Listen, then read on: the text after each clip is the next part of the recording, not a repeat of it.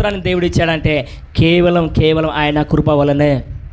మన జ్ఞానం వలన కలిగినది కాదు, మన తెలివి వలన కలిగింది కాదు, మన దగ్గర ఉన్నది వలన కలిగింది కాదు, మన వలన బలం వలన కలిగింది కాదు, కానీ ఆయన కృప మన పైన ఉన్నది కనుకనే సజీవులుగా ఉండి మనం ఆయనను ఆరాధిస్తున్నాం. గట్టిగా చెప్పులు కొడుతూ దేవుని యొక్క నామాన్ని ఘనపడదాం. అందరం కూడా బిగ్గరగా చెప్పులు కొడుతూ ఆయన యొక్క నామాన్ని స్తుతిద్దాం.